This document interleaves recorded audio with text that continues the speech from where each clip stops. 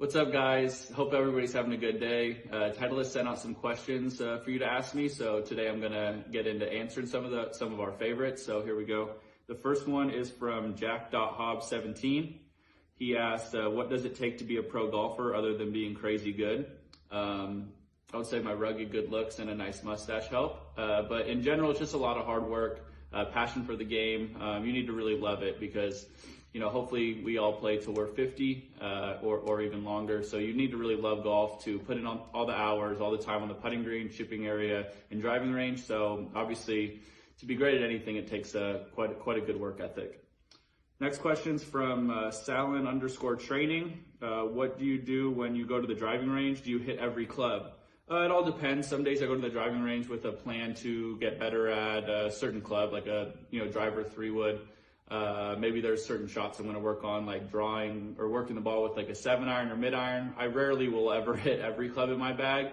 When I'm warming up before an event in the morning, I'll go through the same progression. I always start with a lob wedge, then go to a pitching wedge, 7-iron, 5-iron, 3-wood, and driver. So that's usually kind of how I work my way into warming up for the round. Next one from Eric Gotterling. What makes you use a TS4 instead of a TS3? I actually really love the TS3. When I switched to the TS4, I was looking for a driver with just a shade less spin, and that's what the TS4 did for me. I was fortunate that week too to get to play a golf course where the little bit of extra rollout in the fairways was a huge deal in San Antonio, and I drove it great, and I fell in love with it immediately.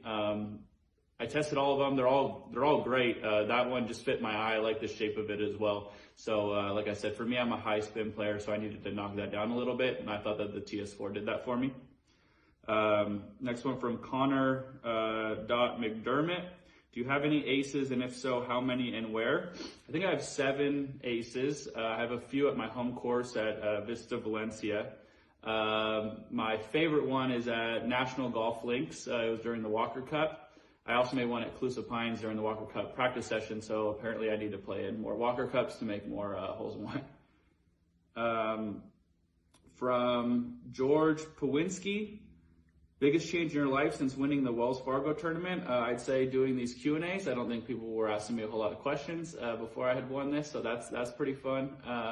Second of all, obviously just the comfort to be able to plan my schedule, to know what tournaments I'm going to be in and what I'm going to be playing in. That helps quite a bit. It's a little bit more comfortable when you can kind of plan out where you're going to be throughout the season instead of just going where to the tournaments you get into. That's always stressful. You're kind of buying flights and booking hotels without really knowing if you're gonna be going to the city. So that's been a nice change of pace. This one from Nick GM Brown. He asked for a detailed what's in the bag, so I brought a few clubs. I have the SM8, so this is my 60 degree. Just put these in the bag recently when they came out, and they're awesome.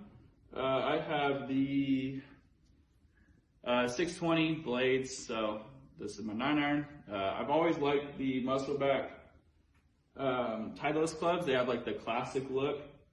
I have a 3-iron, the utility club, this one. So I've pretty much been using their utility irons ever since they came out. In my 3-iron, they go quite a bit higher than a normal 3-iron, and I just think they're a bit easier to hit. So that's been a staple in my bag.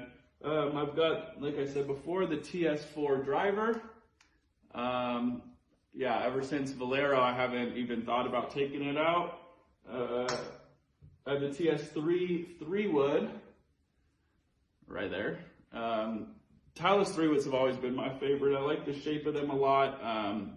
Every new one that comes out, I put straight in the bag. And then I have my trusty wand, the putter, never remember what they're called.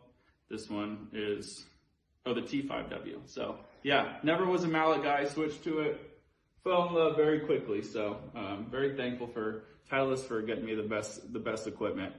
This question from Grady Smith, Grady_Smith. What did you do senior year of college that made you have such a breakout year? Not really sure. Got my short game a lot better. I thought that helped a lot. I'd had a really good junior year, but couldn't quite get the job done and win any events. Fortunately, senior year finished well, and and won a few golf tournaments, so that was nice. It didn't change a whole lot. I just think I had a little bit of faith that what I was doing was going to work and was going to pay off, because I felt like my game was in a pretty good spot. This from Will_Theron. Cut or draw, how do you create different shot shapes? A lot of shaping the ball is done by moving it around in your stance. If you put the ball back in your stance, it's going to help you draw the ball. If you move it up, it's going to help you cut the ball. You obviously need to aim accordingly. If you're going to cut the ball, you want to have your feet aiming left, and vice versa for a draw. But most of it all is just just ball position. That helps deliver the club at a different time and angle to help you make the ball curve the correct direction. From Will Blake, how do you mark your ball and why do you mark it like that? I have a golf ball here. Oh, I put a line on the side to help me line up my putts, and then I always put a 25 on my golf ball. If it's a 2, I'll just put a 5 next to it. I do that. I had a friend of mine pass away in college. That was his 25 was his basketball number, so I put it on a lot of stuff, including my golf ball, for a little bit of good luck. From Fabian GH2, what are you currently working on in your swing? I'm working on getting a little bit more width in my backswing, a little bit more extension in my transition, so that I can just be a little bit more consistent. I feel like I get a little bit narrow, and then it causes me to flip the club head at impact. So just trying to get a little bit more width and use my long arms and limbs to create a little bit more power with a lot less effort.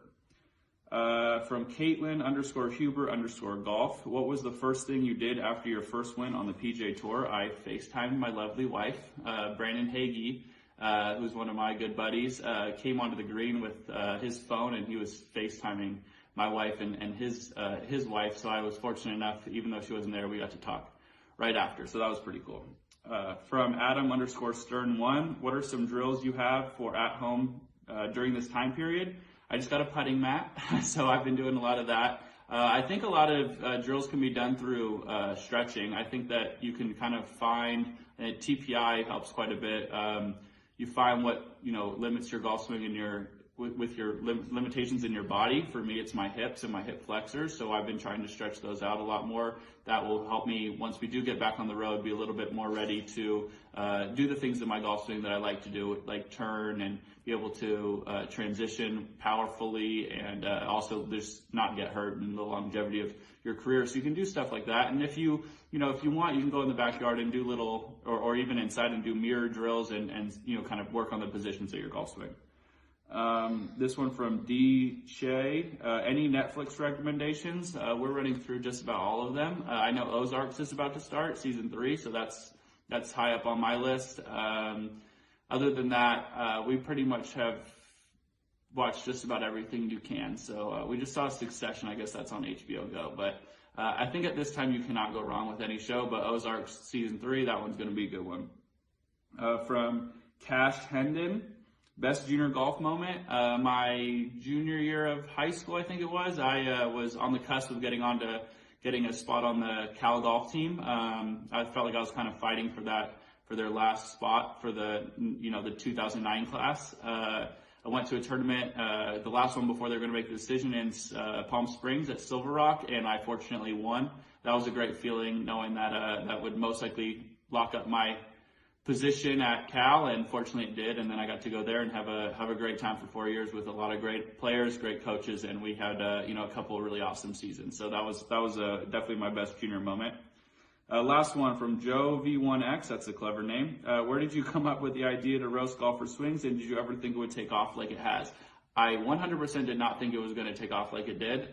You guys are all sickos for the golf swing and punishment. A guy named Brian, I think Brian McLaughlin, tweeted at me one random night, told me to roast his swing like I was Gordon Ramsay. And then I did it, woke up in the morning, there were a ton more swings to be done, so kept kind of doing it.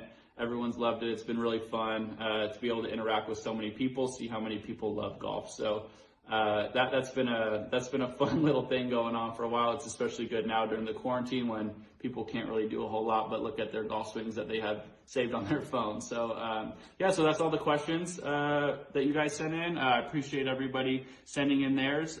Thank you, Titleist, for doing all this. Look forward to seeing you guys hopefully in a couple months when we're back out playing. Take it easy.